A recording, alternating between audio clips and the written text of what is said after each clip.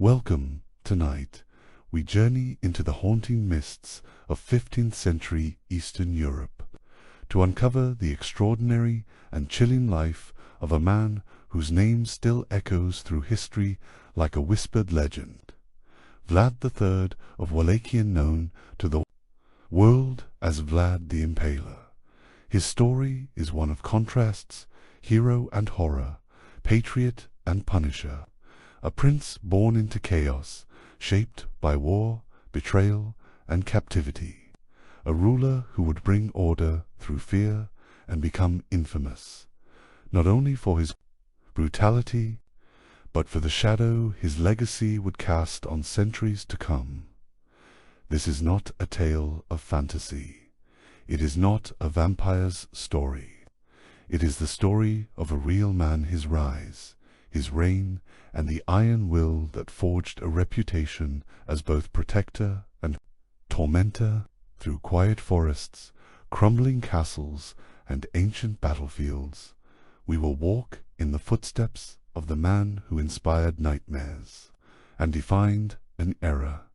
So settle in, let your mind drift into the past, and discover the true legend of Vlad the Impaler.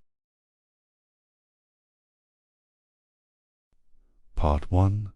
The Birth of a Tyrant.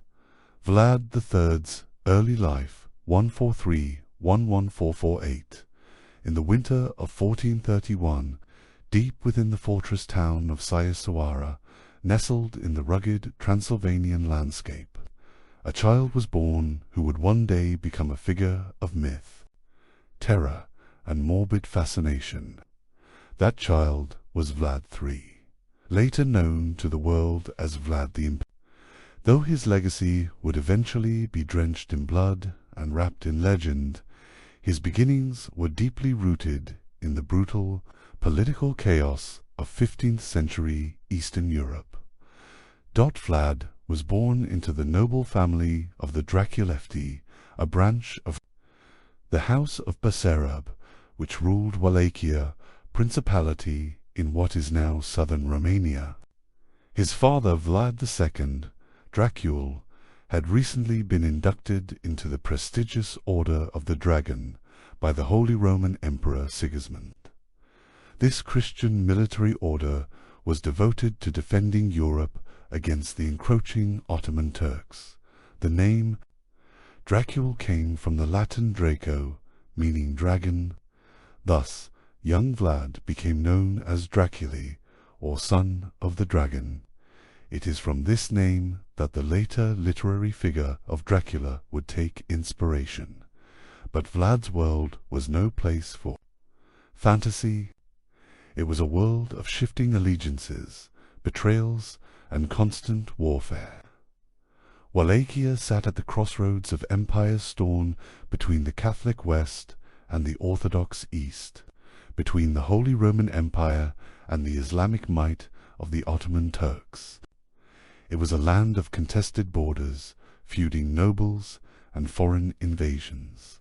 It was in this unforgiving cauldron that Vlad was forged in 1442. When Vlad was around 11 years old, his father was forced to make a difficult political decision.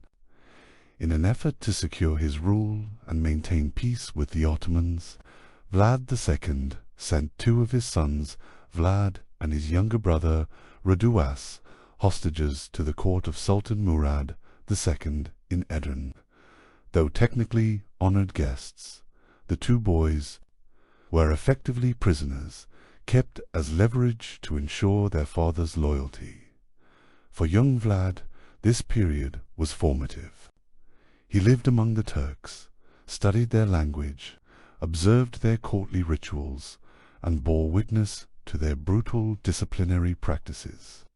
He also came to understand the value of fear, control, and spectacle, while his brother Radu assimilated more comfortably into Ottoman life, earning the favor of the Sultan's son. Vlad harbored resentment and a deep hatred for his captors. This psychological contrast between the brothers would shape their future rivalry. In 1447, tragedy struck. Vlad II was assassinated by rival nobles in Wallachia, and Vlad's older brother, Mircea, was blinded with hot irons and buried alive. The double betrayal seared itself into Vlad's memory. In the chaos that followed, Vlad escaped Ottoman custody and began to claw his way toward reclaiming his birthright. At just 17 years old, in 1448, he made his first attempt to seize the Wallachian throne with limited military support.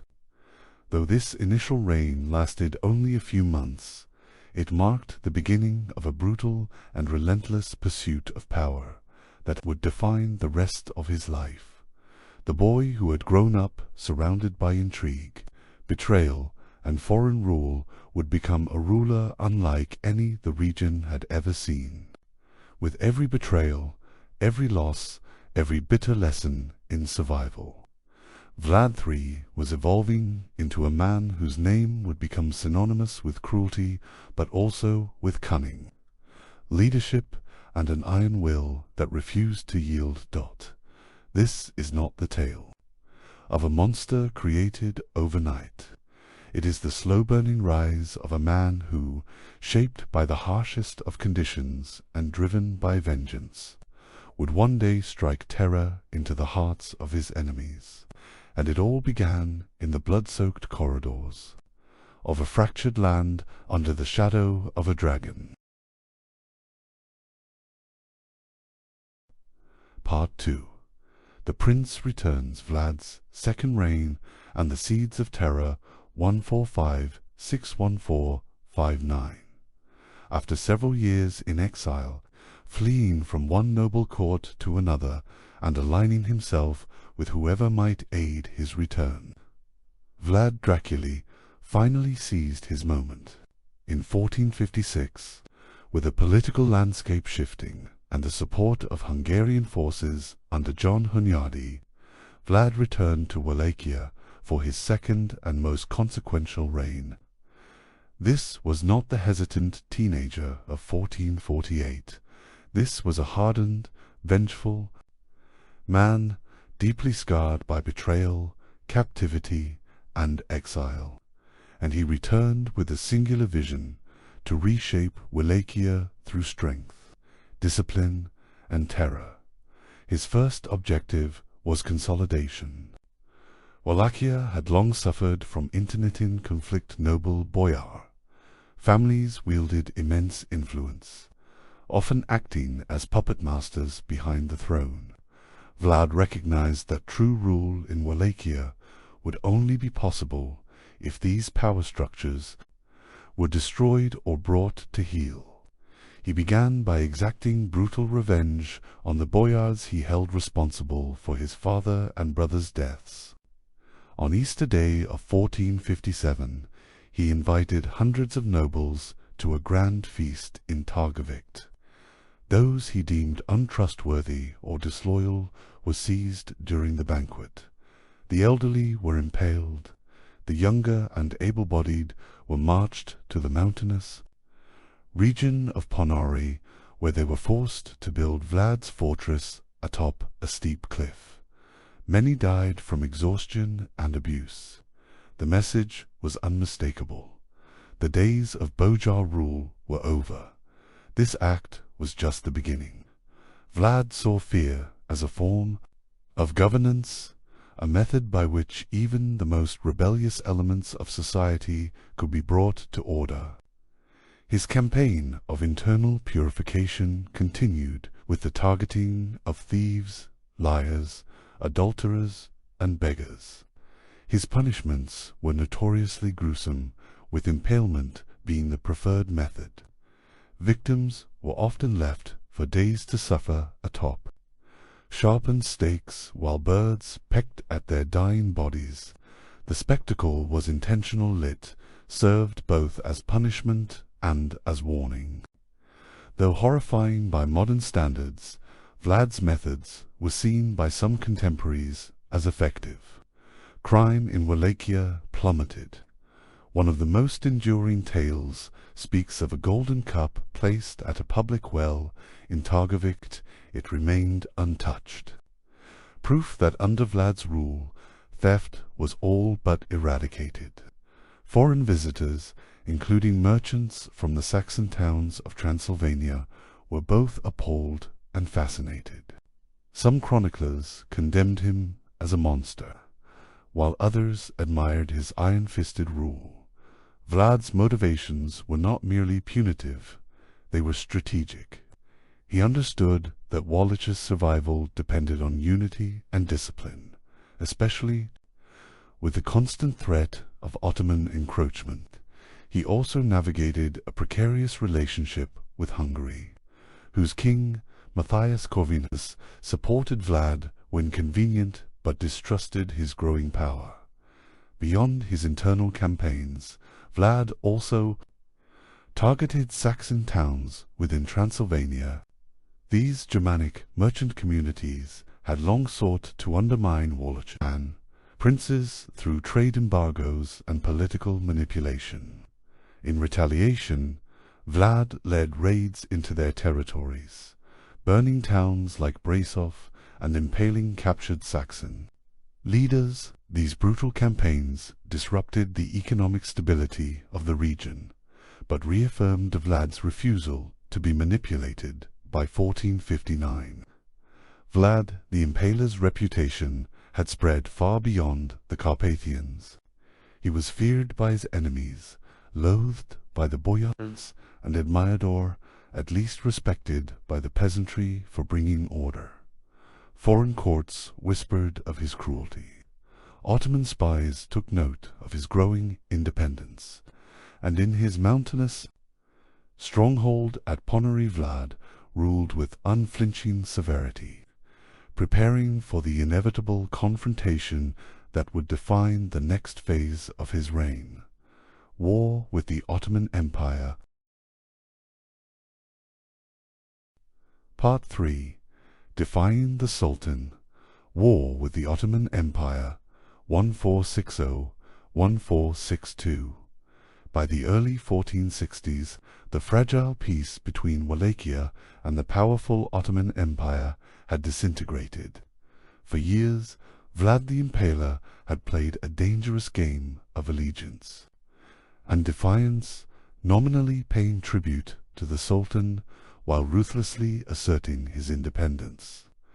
But Sultan Mehmed II, the very Mehmed who had conquered Constantinople in 1453 and declared himself Caesar of the new Ottoman Rome, was not a man to be defied lightly. Vlad's provocations had gone too far, and the storm was coming. Tensions erupted in 1461, when Vlad ceased all tribute payments to the Ottomans and began attacking Turkish territories along the Danube. This was more than a border was an outright declaration of rebellion. Vlad led a series of calculated, brutal raids across the river, striking Ottoman garrisons and trading settlements with a ferocity that stunned even seasoned warriors. Ottoman records speak of entire villages burned, their inhabitants butchered or impaled. It was psychological warfare, a warning to Mehmed and all others. Wallachia would not bow. In response, Mehmed too launched a campaign to crush Vlad and reassert Ottoman control, but what he encountered was unlike any adversary he had ever faced. In the winter of 1461 to 1462, Mehmed assembled a massive force, estimated by some sources to exceed 90,000 men, including elite janissaries and heavy artillery.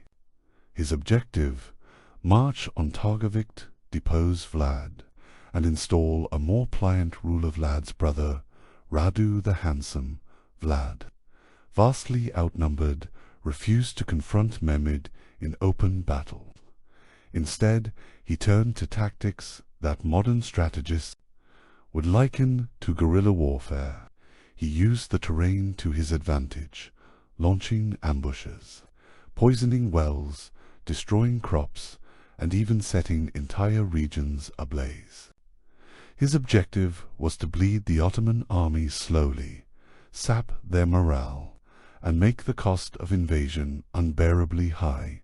The most infamous episode of this campaign came in June 1462, during what has become known as the night attack at Targovic.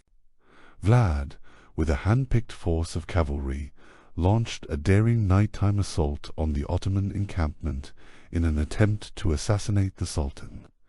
Chaos erupted as fires lit the night sky and Wallachian soldiers charged through the sleeping ranks. Though Vlad failed to reach Mehdi himself, the psychological impact of the attack was profound. The Ottomans were shaken, but nothing compared to what awaited them on the road to Targovic. As Mehmed's forces approached the capital, they encountered what would become one of the most ghastly displays of psychological warfare in history. The forest of the impaled, tens of thousands of rotting corpses, staked on towering poles, lined the landscape as far as the eye could see. Some were Ottoman soldiers, others were traitors or criminals. It was a grotesque monument to Vlad's reina panorama of terror that appalled even Mehmed, who was said to have turned away in disgust. Though Mehmed continued his march, the logistics and morale of his army began to unravel. Eventually, the Ottomans withdrew, unable to secure a decisive victory. In strictly military terms, the campaign was inconclusive, but symbolically, Vlad had achieved the impossible. He had defied one of the most powerful emperors in the world and lived to tell the tale. However, victory came at a steep price. Wallachia was in ruins, farms were torched, towns emptied, and the population had suffered immensely. Worse still, Membel left behind his brother Radu, who, with Ottoman support and the favour of many Wallachian nobles, began rallying opposition. To Vlad, Radu was charming, diplomatic, and accommodating to Ottoman demands. Everything Vlad was not. The stage was set for a fratricidal conflict that would test Vlad's grip on power and lead to his eventual downfall. For a brief, bloody moment, Vlad had stood alone against an empire. Though battered, he had not broken, but the battle for Wallachia was far from over, and the shadows of betrayal were beginning to close in once again. Part 4. Betrayal, Captivity, and a Tarnished Legacy 146–11475. The aftermath of Vlad's confrontation with the Ottoman Empire left Wallachia scorched and broken, and its prince politically vulnerable, though Vlad had stood defiant against Sultan Mehmed II's campaign and had executed a retreat on his own terms. The strain on his resources, his people, and his alliances was immeasurable. More devastating than the Ottomans themselves, however, was the betrayal from within betrayal that would see Vlad cast into captivity and written out of his own kingdom's future for more than a decade. In the immediate wake of the Ottoman retreat in 1462, Vlad's domestic enemies moved quickly. The Ottomans had left his younger brother Radu, the handsome, behind with both soldiers and a compelling political offer. Radu would rule Wallachia as a vassal to the Sultan, ensuring peace and tribute, but leaving the Bojars and nobles in power. For many Wallachians, especially the exhausted and war-torn nobility, Radu's promise of stability was more appealing than Vlad's ongoing war and rigid absolutism. Radu's campaign to seize power was swift and to many bloodless. Town by town, noble by noble, Vlad's support withered. Though still feared, his methods had bred deep resentment among the elite. Unlike his brother, Radu courted them with diplomacy and Ottoman gold. Vlad found himself increasingly isolated. He attempted to regroup and seek support from King Matthias Corvinus of Hungary, his one-time ally and fellow Christian crusader against the Ottomans. Vlad's plan was to use Hungary as a base from which to regroup and reclaim his throne. Instead, he walked into a political trap. In late 1462, Vlad was arrested by Matthias Corvinus near. The official reason was treachery. Corvinus accused Vlad of plotting with the Ottomans, presenting forged letters likely produced by the Saxons or Hungarian factions eager to discredit. Vlad that appeared to show Vlad offering Wallachia to the Turks. These charges, though dubious, gave Corvinus enough justification to imprison Vlad without provoking open conflict.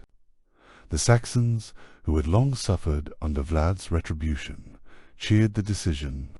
Many in Hungary saw it as necessary realpolitik. Vlad was moved to the fortress of north of Buda, where he remained confined for approximately 12 years. His imprisonment marked a stunning reversal of fortune. From prince and scourge of the Ottomans to forgotten captive, Vlad's story took on the tone of a medieval tragedy. And yet, even in confinement, he remained a subject of fascination and fear. Word of his past atrocities continued to circulate through European courts, embellished and retold by Saxon merchants, Hungarian chroniclers, and even Italian diplomats. The German pamphlets printed in the 1460s and 70s portrayed Vlad as a sadistic tyrant, a man who boiled people alive, nailed turbans to the heads of Muslim envoys, and impaled entire cities. But these tales, sensational though they were, kept his name alive. In some circles, particularly among those opposed to the Ottoman expansion, Vlad was still viewed as a heroic, albeit brutal, defender of Christendom. A paradox had formed around his legacy. To some, he was the devil incarnate. To others, a necessary evil. During his captivity, Vlad married again, this time to a relative of the Hungarian royal family, likely a cousin of Matthias Corvinus. The union brought him a degree of political legitimacy, and in time improved his standing in the Hungarian court. By the early 1470s, as the Ottomans continued to threaten Hungarian borders, Corvinus reconsidered Vlad's value as a military asset. Meanwhile, Wallachia under Radu's rule had become increasingly unstable. Though more pliant than Vlad, Radu failed to maintain a firm grip on the principality. His reliance on Ottoman support, coupled with his inability to suppress Bojar infighting, led to widespread dissatisfaction. After Radu's death in 1475, a power vacuum emerged. With the region teetering once again, Vlad's name returned to the political discourse not as a relic of cruelty, but as a potential stabilizer in 1476. Vlad was finally released from captivity. With the backing of Matthias Corvinus and Moldavian forces under Stephen the Great, Vlad marched once more toward Wallachia. He was restored to the throne for a third time, a brief, almost symbolic return, as the sands of time had shifted irreparably. The kingdom he reclaimed was fractured and wary. His enemies were numerous, his support fragile. Nevertheless, Vlad prepared to defend Wallachia one final time. It was during this short-lived third reign that the shadow of death finally caught up with him. In December of 1476, barely a few months after regaining power, Vlad was killed in battle near Bucharest, likely ambushed by Ottoman forces or slain by rival factions. The exact circumstances remain uncertain, clouded by conflicting accounts and centuries of myth. One popular legend claims that Vlad was mistakenly killed by his own men in a confusion of battle. Another says he was betrayed once again by Wallachia in a macabre twist befitting his legend. His head was reportedly severed and sent to the Sultan in Constantinople, preserved in honey as proof of his demise. With his death, Vlad III left behind no clear heir to carry on his rule. Though he had children, his body, likely buried at the Snagov monastery, has never been definitively found. His tomb remains empty, a fitting enigma for a man whose life straddled the line between myth and history. But though his reign ended in death, his story was far from over. Over the centuries, the tales of Vlad the Impaler would be retold, embellished, and reimagined. In the villages of Romania, he remained a national figure, a symbol of resistance and justice in a brutal age. In Western Europe, he became the boogeyman of bedtime stories. And in the mind of an Irish author named Bram Stoker, writing centuries later, Vlad would be resurrected under a new name, Dracula. Thus, even in death, Vlad the Impaler achieved a form of immortality, feared, misunderstood, and endlessly debated. He remains one of history's most compelling and controversial figures, and as the story of his final years fades into shadow, the legend only grows darker. Part 5. Myth, Memory, and the Birth of Dracula, 1476. Modern day, though Vlad, the Impaler's body, may have perished in the cold mud of a Wallachian battlefield in 1476, his legend was just beginning to take shape. In death, Vlad transcended the narrow confines of regional history and entered the vast, murky world of mythic transformation driven by fear, propaganda, and eventually fiction. Following his death, Vlad's name remained spoken with equal parts all throughout Europe, while his third reign had been short. Its violent brilliance lingered. Yet, in the immediate years after his passing, much of what remained of Vlad's story was filtered through the lenses of his enemies, particularly the Saxons of Transylvania and the Hungarian nobility. These groups had suffered from Vlad's policies and punishments, and they began to spread exaggerated tales of his cruelty. In the late 15th century, the invention of the printing press gave rise to some of Europe's first bestsellers. Gruesome pamphlets describing the deeds of a monstrous prince named Vlad. These woodcut illustrated booklets, printed in cities like Nuremberg and Lubeck, painted Vlad as a sadistic tyrant who delighted in impaling men, women, and even children. One pamphlet claimed he dined among his dying victims, dipping his bread in their blood. Others described grotesque scenes of mutilation, boiling, and dismemberment, alongside more fantastical episodes, like Vlad catching rats to impale in his prison cell or devising contraptions for slow, theatrical torture. These were not mere embellishments. They were deliberate acts of narrative warfare. The Saxons, having been devastated by Vlad's retribution, were shaping how future generations would remember him, and it worked across Europe. Vlad Dracula became a byword for cruelty, a dark symbol of barbarism at the edge of the civilized Christian world. However, there was a contrasting narrative developing within the lands he had ruled. Among some Wallachians, Vlad was remembered not as a monster, but as a national hero, a just, if terrifying ruler who brought stability, crushed corruption, and defended his people against the encroaching Ottomans. Folk tales remembered him as a prince who punished thieves and ensured the common man's safety. In this version, his cruelty was purposeful, directed toward justice and national survival. These competing narratives, Vlad as tyrant and Vlad as protector, coexisted uneasily, creating a character more complex than either side alone could portray, and for centuries his story simmered on the edge of memory, lingering in regional folklore and historical footnotes. That is, until a new kind of myth-maker emerged. The novelist. In 1897, Irish writer Bram Stoker published Dracula, Gothic horror novel that would change the course of vampire lore forever.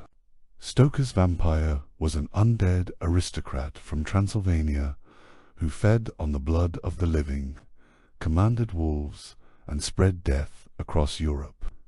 Though Stoker never traveled to Romania, he was deeply inspired by the region's dark and mysterious reputation and, it is believed, by brief historical references to Vlad III.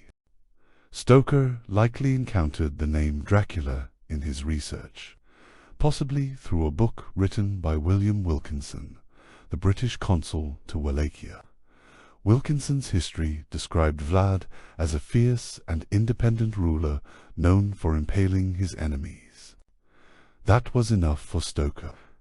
He borrowed the name, some elements of Vlad's biography, and wove them into his fictional vampire, Count Dracula. Yet Stoker's Dracula was not Vlad reborn, rather. He was a creature inspired by the historical prince.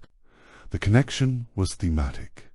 Both were Eastern European nobles. Both were feared and enigmatic. Both embodied the fear of the foreign, the unknown, the unholy. The legend of Vlad gave Stoker's Dracula authenticity. In turn, the novel gave Vlad something he never had in life: immortality over time. The two figures, Vlad, the Impaler, and Count Dracula became entwined in the public imagination. Horror films, starting with Nosferatu in 1922 and evolving through Bela Lugosi's iconic portrayal in 1931, fused the real and the fictional even further. Vlad's castle was imagined atop craggy cliffs, his legacy transformed into a supernatural curse. Scholars and tourists began to seek out the real Dracula, hunting for traces of the man behind the myth. Romania, for its part, has embraced and complicated this legacy. The ruined fortress of Ponari, believed to be Vlad's true stronghold, attracts visitors eager to climb the nearly 1,500 steps to its summit. Bran Castle, though it has little historical connection to Vlad, has been rebranded as Dracula's Castle and draws hundreds of thousands of tourists each year. In literature, film, and pop culture, Vlad has been reimagined countless times as a bloodthirsty tyrant, a national icon, a tragic anti-hero, even a misunderstood patriot. Yet, beneath the layers of fiction and fear lies a very real man, brilliant, brutal, and driven by vengeance and necessity. His life was not that of a vampire, but of a prince caught between empires, doing whatever he believed was necessary to preserve his throne and punish his enemies. A man forged by captivity, betrayal, and endless war. In modern times, historians have begun to re-examine Vlad's legacy with a more critical eye. While his atrocities are undeniable, his reign saw the impalement of tens of thousands, so too are his accomplishments. He centralized power, curbed corruption, and resisted one of the most powerful empires of his age. He was both savior and scourge, protector and predator. Perhaps that is what makes Vlad the Impaler such an enduring figure. He cannot be reduced to a villain or a hero. He is a mirror reflecting the fears and desires of each generation that retells his tale. In him we see the price of order, the lure of vengeance, and the shadows that cling to power. And so, centuries after his death, Vlad III still walks the edges of our imagination, not as a man of flesh and blood, but as a symbol, a reminder of what lies beneath the surface of legend, a ghost of history, a prince who ruled by the stake and found immortality through fear. Final summary: Legacy of a Tyrant. Vlad the Impaler, remembered centuries have passed since Vlad III ruled over the blood-soaked fields of Wallachia, but his legacy endures, carved not only into the history of Eastern Europe, but etched deep into the psyche of the world. Vlad the Impaler was not a figure who faded quietly into obscurity. He left behind a story too dark, too complex, and too compelling to ever be forgotten. He was a man forged by betrayal and captivity, who returned to his homeland with fire in his veins and vengeance in his heart. He crushed the nobility that undermined his rule, restructured the broken systems of Wallachia, and through sheer terror and discipline brought a fractured realm under his iron grip. To his people he was both savior and executioner. To his enemies he was death incarnate. While modern historians sift through the legend and the facts, one thing remains undisputed: Vlad ruled unlike any other. His use of fear as a political tool was methodical, intentional, and deeply effective. Crime vanished, corruption trembled, and even the mighty Ottoman Empire faltered before his ruthlessness. Yet the same cruelty that ensured order would also seal his fate. The nobility turned on him, foreign powers betrayed him, and in the end his rule, like his life, was extinguished by violence. But in death his story took on a second life. The myths, the woodcut pamphlets, the whispers in the dark, these gave rise to a legend that far outgrew the man himself. And then came Dracula. Vlad's bloodied legacy was immortalized not just in the pages of history, but in the shadowy silhouette of a fictional vampire. Bram Stoker's novel turned Vlad into a cultural phenomenon. The real prince became a ghost haunting literature, cinema, and the collective imagination of generations. Tourist sites, horror films, books, and documentaries all seek to answer the same question: who was the real Vlad? The answer, of course, is layered. He was no monster born of myth, nor a misunderstood hero without fault. He was both tyrant and tactician, patriot and butcher, a ruler shaped by the cruelty of his world and one who gave it back tenfold.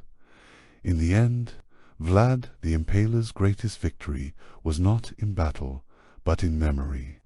His story has endured for over 500 years, retold across continents and cultures. He became more than a prince. He became a symbol, warning, a fascination, a legend. And as long as humanity is drawn to the line where history and horror meet, the shadow of Vlad Dracula will never truly disappear.